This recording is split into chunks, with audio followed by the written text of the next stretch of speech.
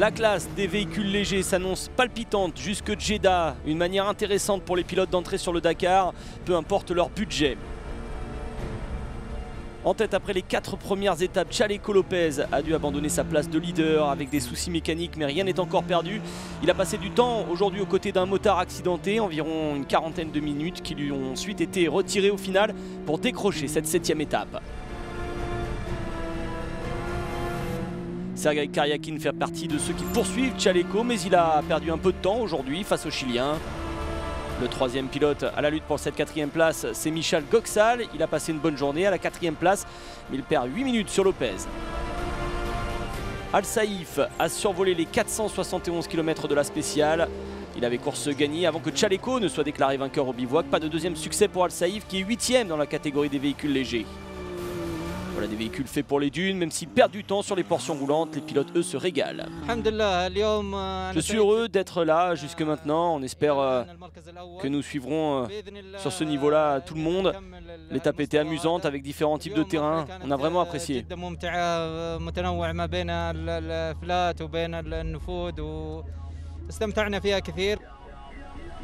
Fraîchement sorti de sa première victoire d'étape avant la journée de repos, cette Quintero a perdu 3 minutes 30.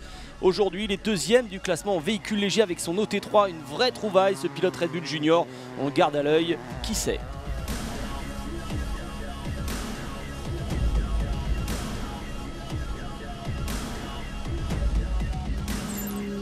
En tête dans les premiers kilomètres de cette étape, Chris Meek était de nouveau inspiré sur ce Dakar avant une nouvelle péripétie pour le pilote britannique qui continue d'apprendre. Il était toujours arrêté alors que les adversaires, eux, ont terminé aujourd'hui.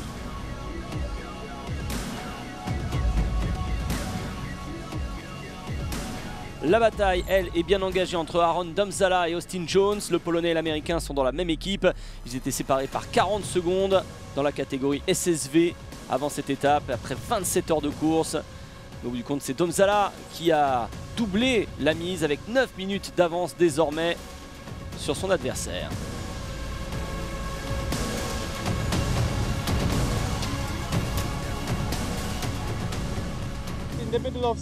Au milieu de l'étape, on a senti qu'on avait un peu moins de puissance.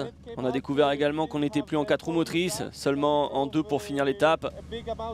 Maintenant, on va aller jusqu'au bivouac et on espère pouvoir réparer.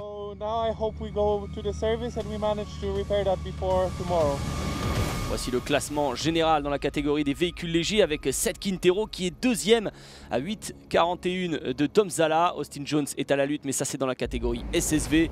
On va le voir justement sur ce classement. 9 minutes 30 entre les deux équipiers, Domzala et Austin Jones. Chaleco Lopez est 3e.